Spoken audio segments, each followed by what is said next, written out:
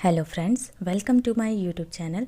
आज के इस वीडियो में हम HPSC assistant professor exam Hindi के मॉक टेस्ट के प्रश्नों को देखेंगे। तो आइए बिना किसी विलंब के वीडियो स्टार्ट करते हैं। पहला प्रश्न है,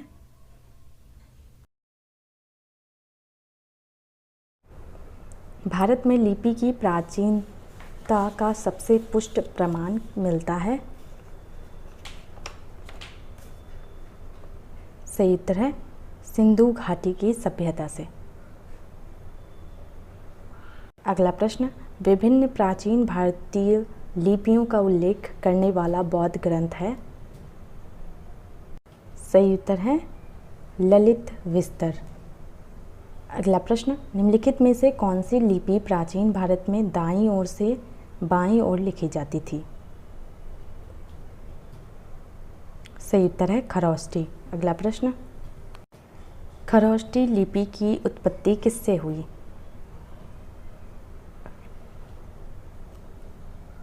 सही उत्तर है अरमैक। अगला प्रश्न, ब्राह्मी लिपि को किसने डिसाइफर किया था। सही उत्तर है प्रिंसेप। अगला प्रश्न, भारतीयों ने सामी लिपि के आधार पर 500 ईस्वी पूर्व के लगभग ब्राह्मी लिपि बनाई। यह कथन निम्नलिखित में से किसका है। सही उत्तर है बूलर। अगला प्रश्न, निम्नलिखित लिपियों पर विचार कीजिए।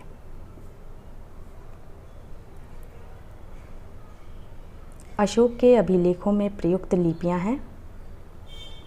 सही उत्तर है ऑप्शन डी 1, 2, 3 एवं 4। अगला प्रश्न, प्राचीन देवनागरी का विकास किससे हुआ।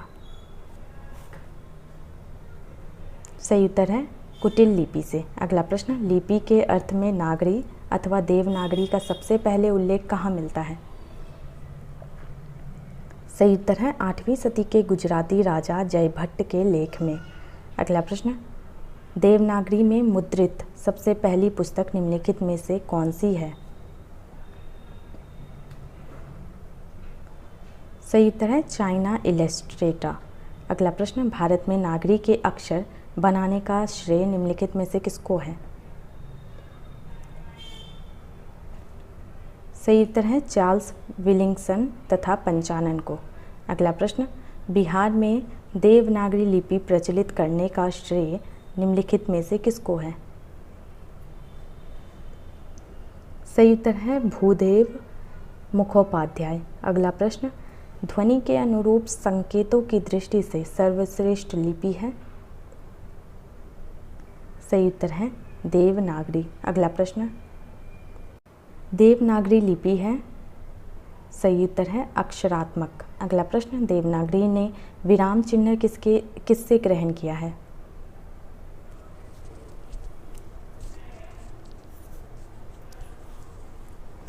सही उत्तर है रोमन से। अगला प्रश्न, देवनागरी लिपि की वैज्ञानिकता के संदर्भ में कौन सा कथन असत्य है। सही उत्तर है इसमें अल्पप्राण तथा महाप्राण ध्वनियों के लिए एक लिपि चिन्ह है। अगला प्रश्न, देवनागरी व्यंजन वर्ण कितने प्रकार के हैं। सही उत्तर है 6। अगला प्रश्न, बाड़ा खड़ी किसे कहते हैं। सही उत्तर है व्यंजन के साथ स्वरों की मात्राएं, अनुस्वार और विसर्ग को मिलाकर लिखना। सही उत्तर है। अगला प्रश्न, अंतस्थ व्यंजनों की सही संख्या है।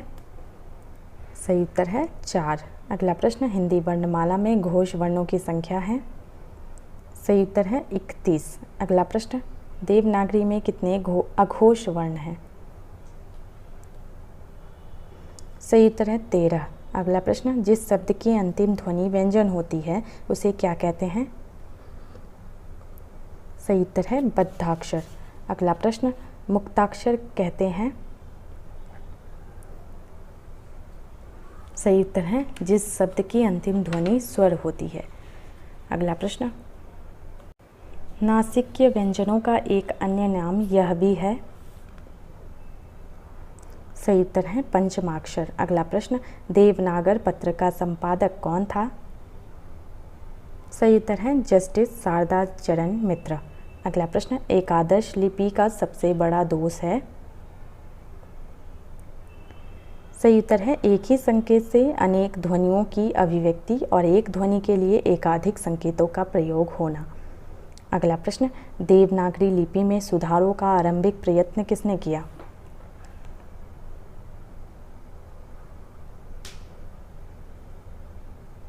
सही उत्तर है महादेव गोविंद रानाडे। अगला प्रश्न, निम्नलिखित में से किस कांग्रेस अध्यक्ष ने हिंदी भाषा के लिए रोमन लिपि लागू करने की वकालत की थी? सही उत्तर है अबुल कलाम आज़ाद ने। अगला प्रश्न, भारतीय भाषाओं के लिए देवनागरी के स्थान पर रोमन लिपि का प्रस्ताव निम्नलिखित में से किस विद्वान ने रखा था? सही उत्तर है डॉक्टर सुनीति कुमार चटर्जी ने। निम्नलिखित में से किसने अ के आधार पर स्वरों का लेखन का सुझाव दिया था? सही उत्तर है महाराष्ट्र के सावरकर बंधुओं ने। अगला प्रश्न, सावरकर बंधुओं की 12 खड़ी का प्रयोग किस समाचार पत्र में होता था? सही उत्तर है हरिजन सेवक में। अगला प्रश्न, एक लिपि विस्तार परिषद का संस्थापक कौन है? सही उत्तर है शारदा चरण मित्र। अगला प्रश्न, नागरी प्रचारणी पत्रिका का प्रकाशन वर्ष है? सही उत्तर है 1893 ईस्वी। अगला प्रश्न, सेवाग्राम लिपि का संबंध किससे है? सही उत्तर है महात्मा गांधी। अगला प्रश्न, लोकनागरी लिपि निम्नलिखित में से किसकी है? सही उत्तर है आचार्य विनोबा भावे। अगला प्रश्न, नागरी प्रचारणी काशी ने लिपि समिति का गठन कब किया था? सही उत्तर है 1945 ईस्वी में। अगला प्रश्न, नागरी प्रचारणी सभा के प्रथम सभापति थे? सही उत्तर है बाबू राधाकृष्ण दास। अगला प्रश्न, सन 1935 में हिंदी साहित्य सम्मेलन के इंदौर अधिवेशन में महात्मा गांधी के सभापतित्व में निम्नलिखित में से किसका गठन किया गया था?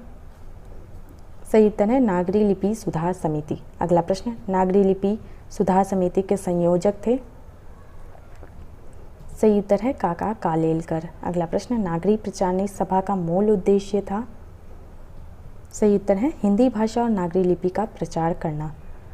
अगला प्रश्न, उत्तर प्रदेश की सरकार ने देवनागरी लिपि सुधार समिति का गठन कब किया? सही उत्तर है 1947 ईस्वी में। अगला प्रश्न, उत्तर प्रदेश सरकार की देवनागरी लिपि सुधार समिति के अध्यक्ष थे? सही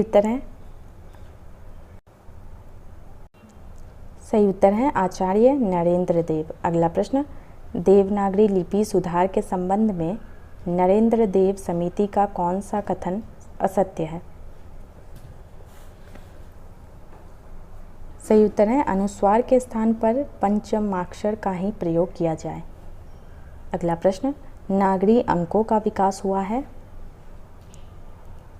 सही उत्तर है ब्राह्मी से। अगला प्रश्न, ब्राह्मी अंकों के प्राचीनतम नमूने मिलते हैं? सही उत्तर है 500 ईस्वी पूर्व अशोक के शिलालेखों में। अगला प्रश्न, देवनागरी का मानकीकरण किसने किया? सही उत्तर है केंद्रीय हिंदी निदेशालय भारत सरकार ने। अगला प्रश्न, देवनागरी लिपि का मानकीकरण कब हुआ? सही उत्तर है 1966 ईस्वी में। अगला प्रश्न, संयुक्त व्यंजन बनाने के लिए निम्नलिखित में से किस वर्ण में हलंत लगाना आवश्यक है? सही उत्तर है ठ। अगला प्रश्न, देवनागरी दुनिया की सर्वाधिक वैज्ञानिक लिपि है, किसने कहा है? सही उत्तर है राहुल सांकृत्यायन ने। अगला प्रश्न, संसार में यदि कोई सर्वांगपूर्ण अक्षर है तो देवनागरी के हैं, किसने कहा है? सही उत्तर है पिटमैन। अगला प्रश्न, समस्त भारत के लिए एक भाषा और एक लिपि की नितांत आवश्यकता है। देवनागरी लिपि देश भर में प्रचलित और वैज्ञानिक है, इसलिए उसे देश भर की भाषाओं की लिपि के रूप में मान्य किया जा सकता है, किसने कहा है? सही उत्तर है वी कृष्णा स्वामी अय्यर ने।